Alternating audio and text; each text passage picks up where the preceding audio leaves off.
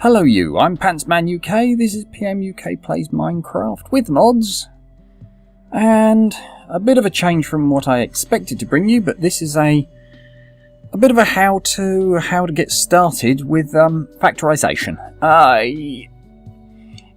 I've done what I'm going to show you here in my test world, in my live world, but it took some digging around in my live world to do all this work, because all of the factorization how to get started guides videos I found were all for the old version of factorization for 1.6.4, and this is factorization 0.8.77 for 1.7.2. Factorization, lovely mod written by NeptunePink, and rather than giving you the boring ordinary doubling of ores, it gives you the possibility of tripling. Possibility is quite small, I'll tell that much as gospel truth. Your chances of tripling are quite small, but it's worth it. So, to start with, factorization. First thing you'll want to build is this thing over here, the factorization book. That's actually a fairly easy recipe. You just need a book, an ink sac, and the difficult bit is a logic matrix programmer. There's two ways you can get those. You can find them in dungeons, in chests, libraries, etc. You'll sometimes find them in Thorncraft 3x3 totems. I seem to remember that's where I found mine in my Let's Play world. Other place you can get them is from the factorization villagers in villages. They can be traded for. They are sometimes in the chests there. The factorization manual itself is not complete. Neptune himself says it's nowhere near complete, but it's worth building it and it's worth having it to read because it's handy. It will tell you how to do the important stuff. Certainly all the stuff I'm going to show you here, and you'll notice I've got a lot of crafting stations and a lot of item frames showing things. There's also some stuff outside of this little room, which is why it has no roof. But we'll get to that. So, in your hunting around, get yourself the factorization manual. The other thing you will want to find is factorization silver ore, and you will want to find lots and lots. If you haven't got at least 2 full stacks of silver ore, go out and find more, and it still won't be enough. You will want further on top of that. It spawns below, I think it's level 46, and it spawns in nice big chunks like this. You'll find nice big veins of it, and like I say, dig up as much as you can. You will need many of these, but we'll ignore that for now because I'm in creative. This is my test world, so let's just fill this gap. There we go. Right, so you build yourself your simple little hovel. You found a load of silver ore. You found yourself some other ores. How do you now get started with factorization? Well, the first thing you need to build is this thing in here. It's called the Slag Furnace. It's actually a fairly simple recipe. It's 2 furnaces and 6 cobble. That gets you the Slag Furnace. The Slag Furnace itself, it's placed like any other furnace. It's powered like any other furnace. It's not strictly true, but we'll get to that fairly shortly. You put coal in here, you put your ore in here, and you will get out 1 or 2 things. If you put silver ore in here, you will get both lead and silver, one way or the other way round. Let's not use that one. Let's use that. In actual fact, no. Let's take 8 and 1 piece of coal, because that will help us demonstrate. an important feature of the slag furnace. So we pop in our ore, we pop in our coal, we walk away until it's done. And when it finishes, you come back and discover it's only burned 4 of your silver ores. Reason for this is very simple. To borrow a line from Blade Runner, the light that burns twice as brightly burns half as long. Because the slag furnace is capable of producing 2 ingots simultaneously, it burns twice as much coal. But, yeah, get yourself some lead, get yourself some silver. The thing I'm going to tell you here is only get yourself as much as you need. Watch the rest of the video. Count up how much lead I use in all of this lot. And that's how much you will want to get. Because when we get around to over there, we'll introduce the ore doubling. When we get to here, we introduce ore tripling. So, only get yourself as much as you need to get up to that one there. In actual fact, in real terms, it's that one there, because that's the last one that needs lead. But, so, you've got your slag furnace. You can make lead and you can make silver. But what good is that on its own? Well, now we get to the real meat of things. This here is a battery. There you go, a factorization battery. Factorization uses an electricity, let's call it, a power source called charge. And to build the battery, and it comes out fully charged, you can see there it says fully charged, 4 iron ingots, 4 lead ingots, and a sulfuric acid. Sulfuric acid we've got here, it's just 2 gunpowders, a coal, and a water bottle. That will get you a sulfuric acid. The sulfuric acid is used up in the making of the battery. But the battery comes fully charged. So, you know, small things, little mercies. Chances are you're going to need more than 1 battery. I believe I used at least 2 of them. I'll find out when we get round to there. But make your battery. Having made your battery, make these things, insulated coils. You'll want 6 of them, so do this recipe twice. Clay block, 8 iron ingots, gets you 4 insulated coils. You'll need 2 of them to make this one. This one is the heater, the furnace heater specifically. And this stops you needing to use coal. This will power a slag furnace. This will power an ordinary furnace. This will power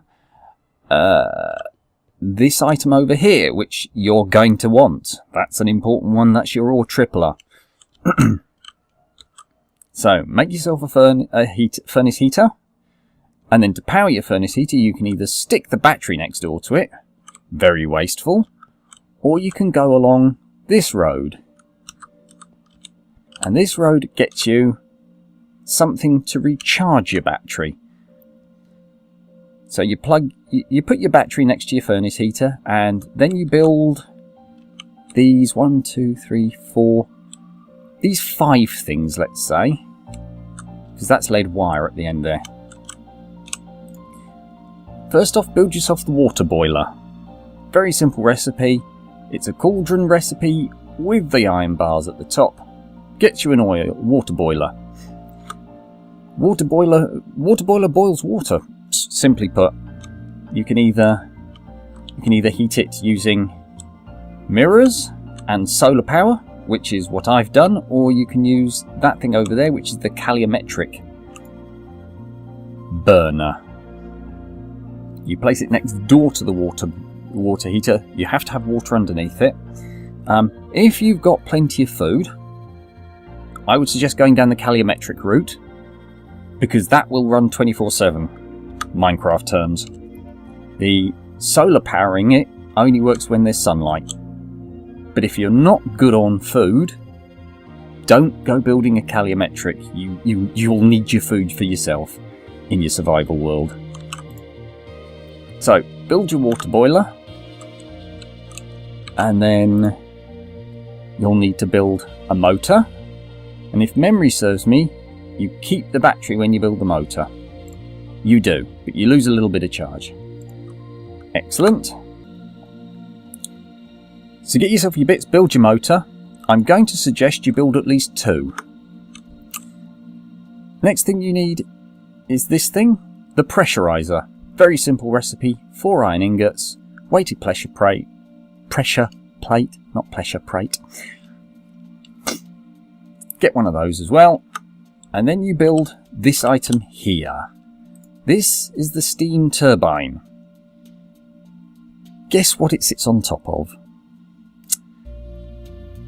Not a difficult recipe, but, you know, again, not simple and easy, but not terribly difficult. Next to the steam turbine, sorry. And then finally we've got this one here, which is the lead wire. 3 lead ingots makes you lead wire. You're going to need some of that. So having built your steam turbine and at least 1 water boiler, and long term I'm going to say you want 3 water boilers, just to put that out there, you're going to need some of these, which I've literally just built. These are mirrors. Simple enough recipe. 1 glass pane, 8 silver ingots. Nets you 1 mirror. At the end of all of this, I'm going to suggest you build quite a large number of mirrors. Wait until you've got the ore tripling to do most of the mirrors. I think to start with you probably only need 2 or 3. 2 or 3 will get you going. Practical demonstration time. Make a 3 wide trench.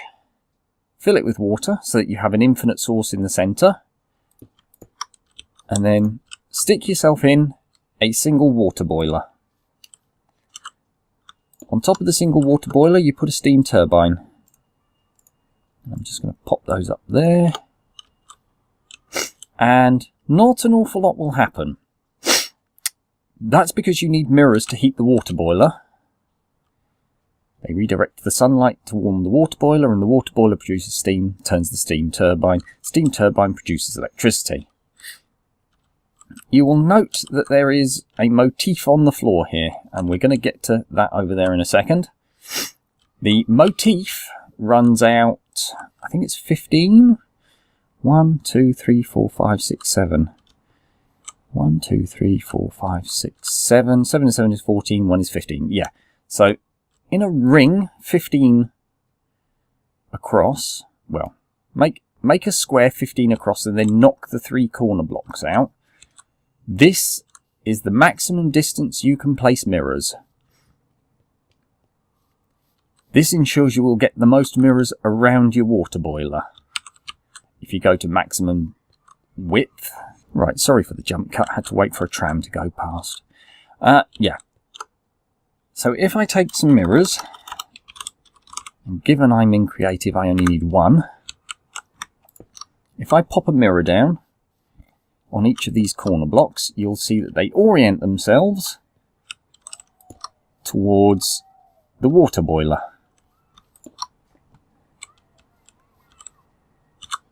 And the turbine in the centre starts to turn. And it doesn't turn very quickly to begin with. There is another recipe I will show you in a short while. That's the charge meter, and that will tell you how fast you're going. But just to speed things up a tiny touch, I'm going to pop out 12 mirrors.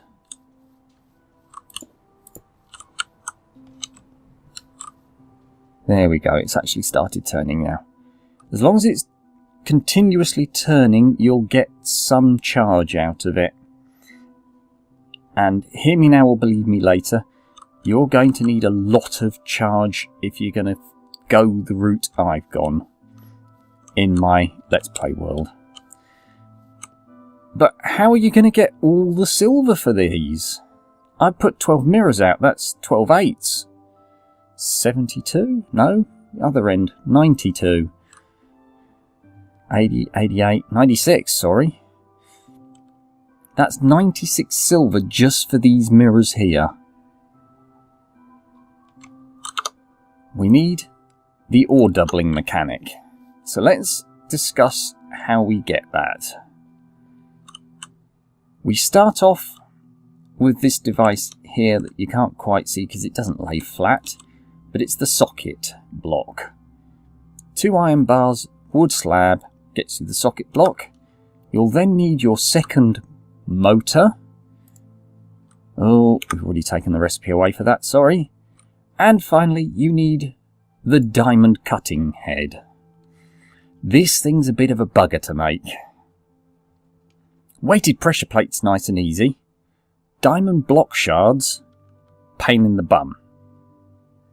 But if I get myself a block of TNT, isn't the little TNT? No, the little TNT is from applied energy sticks, not from... If I get a block of diamond, so you need at least 9 diamonds for this diamond block. There it is, you're full.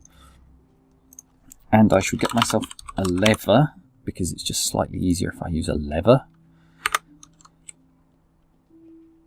Now I don't have a lot of depth to do this in, because creative worlds and all that, so we'll do it on the surface.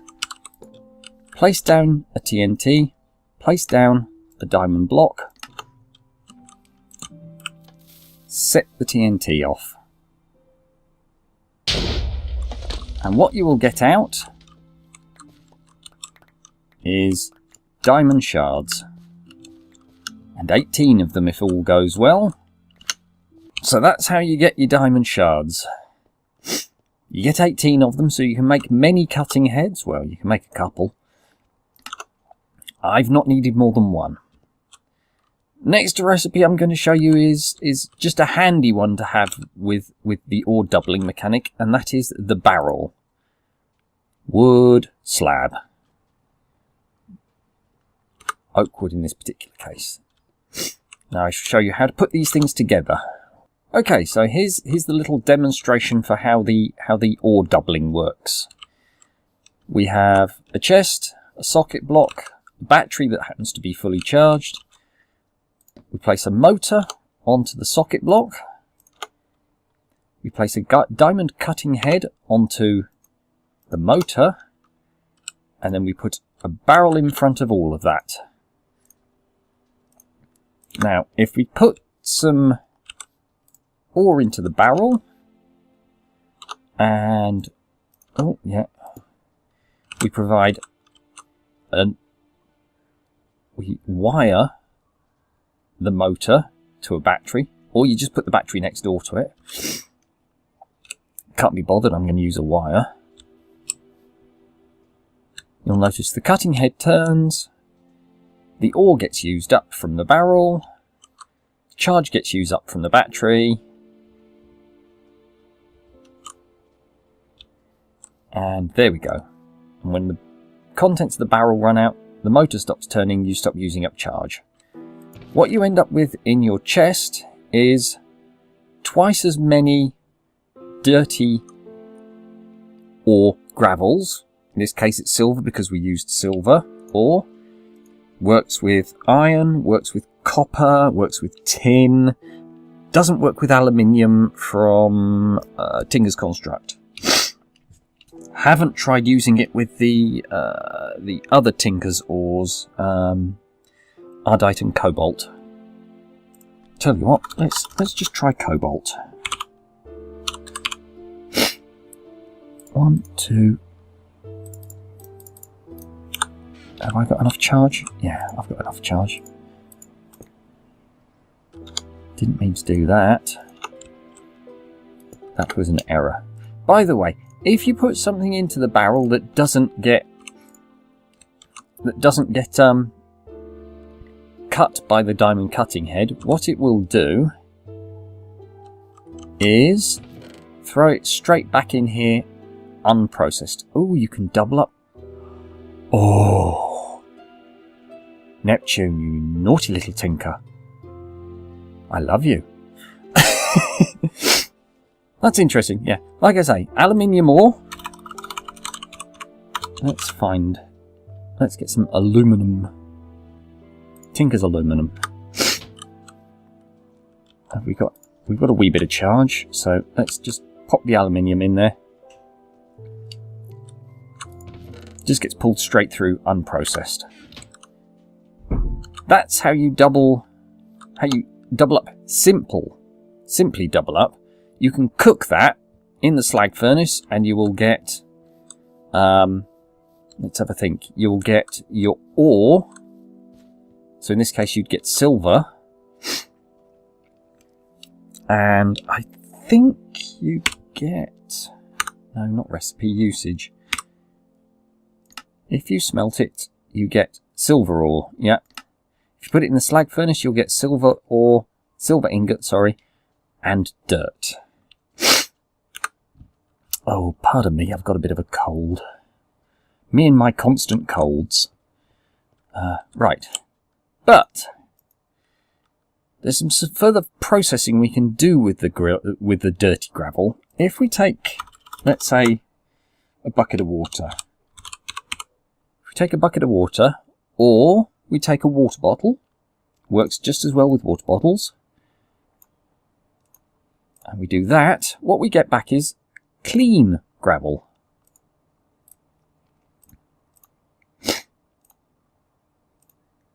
And if we process, oh, and we get some sludge as well. And if you furnace the sludge, you get clay. Very nice. Very, very nice. Nice way of getting clay if you haven't got river biomes near you.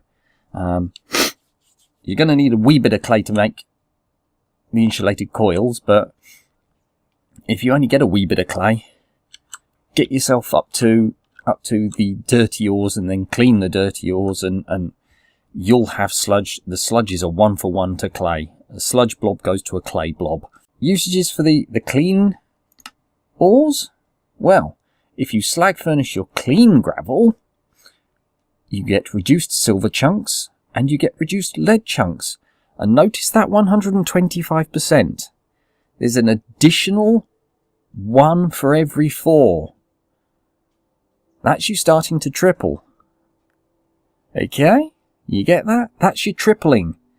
It's not guaranteed tripling, but if you stick 16 into 16 of either of the, well, 16 of any of the clean gravels into the slag furnace, you'll get 20 back.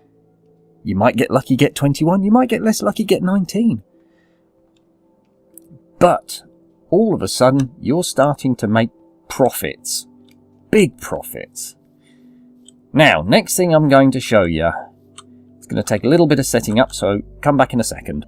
Right, you're going to want to build yourself one of these fairly quickly, early on. I would suggest at about the same time you do the water boiler and the steam turbine, because this is handy. This is the charge meter.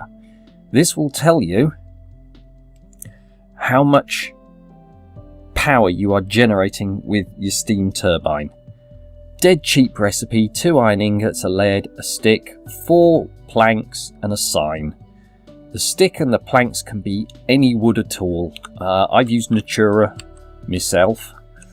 So build yourself a charge meter, and then we start work on the next thing, which is this one here, which is also this one here, the crystallizer. This is the end mechanic of the ore tripling.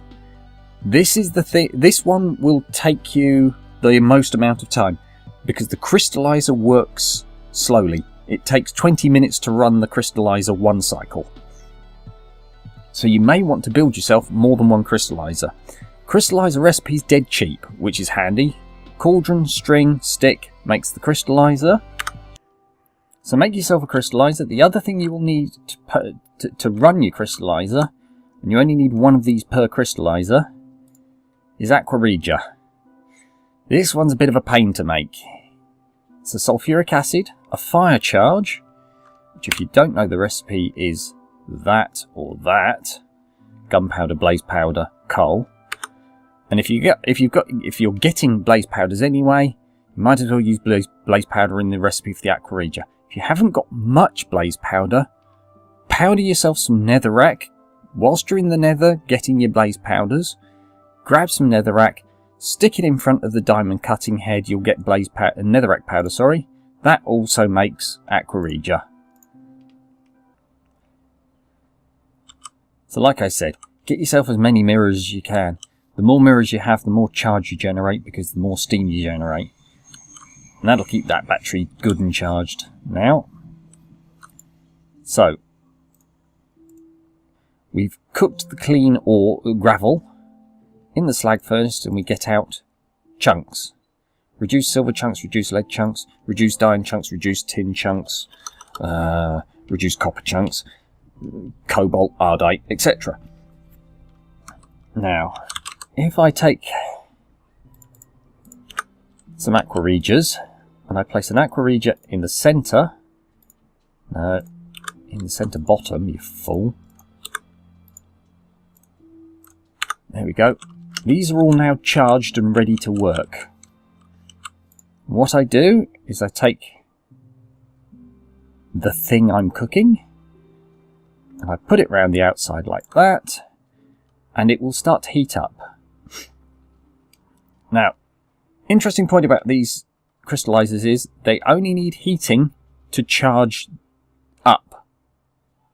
Once they've heated and this bar starts working across, they don't require further heating. You can unplug the heater and these won't care because they're running a cycle. And if I put them in there, there you go, it'll do lead.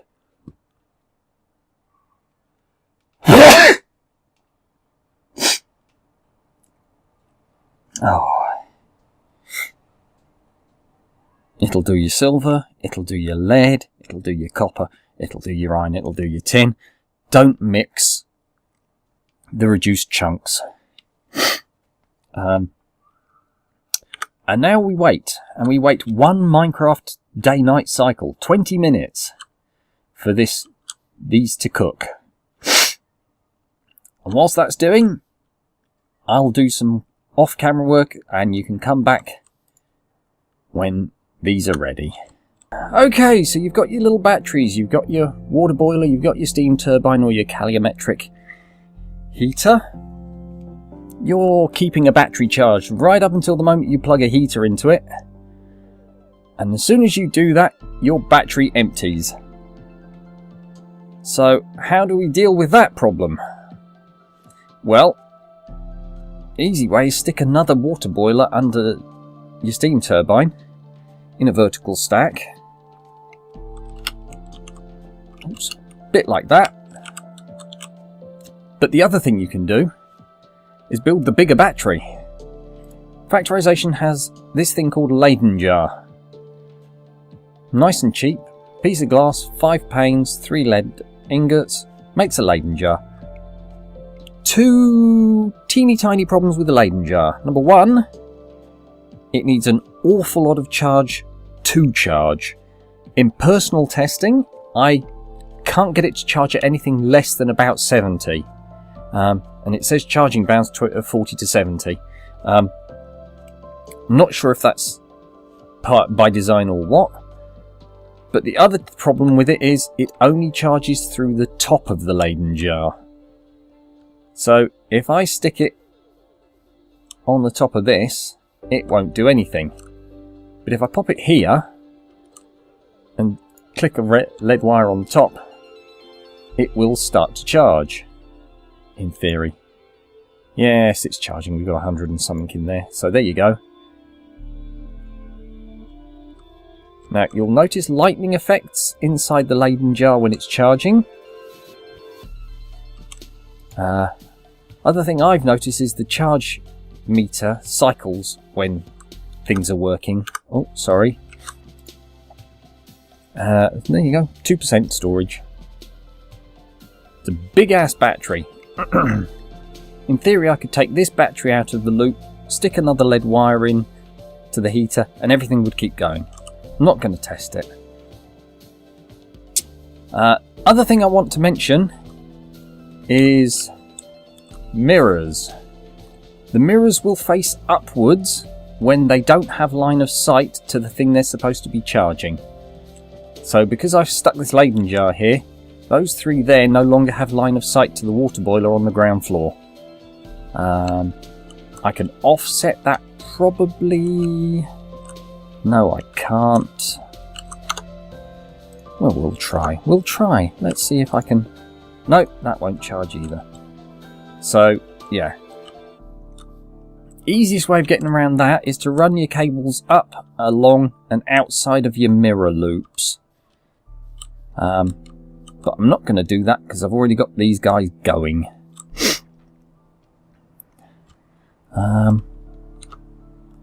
Well, in saying that, by way of demonstration, let's grab an oak wood planks. Let's do that. And come out and down. Oh, there we go. And then, thanks to the marvel and majesty and wonder of...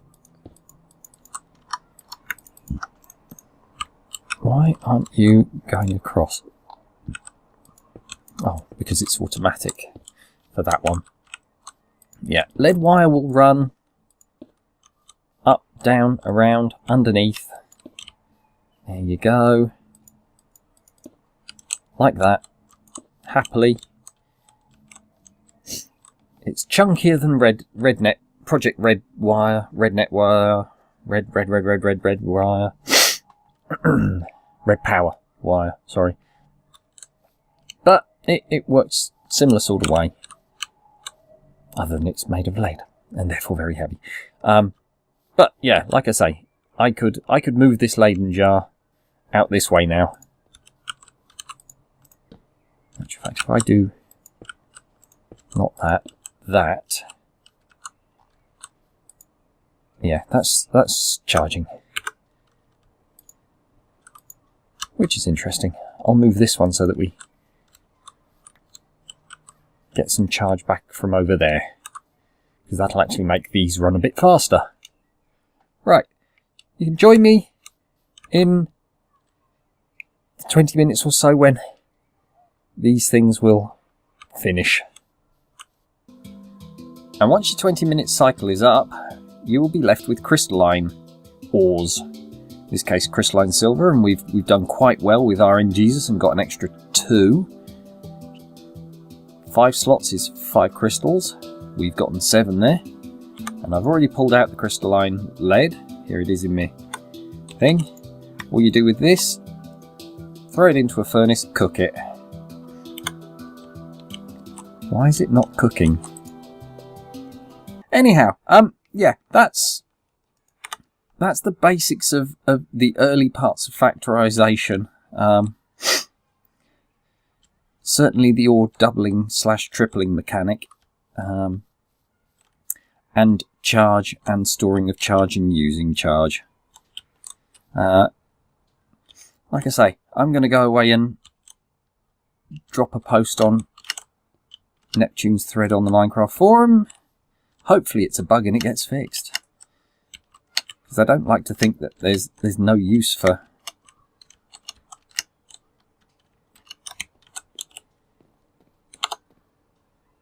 reduced lead chunks and for crystalline lead. Well, we shall see. Thanks for watching. Proper episode next time. See you soon. Tatty bye for now.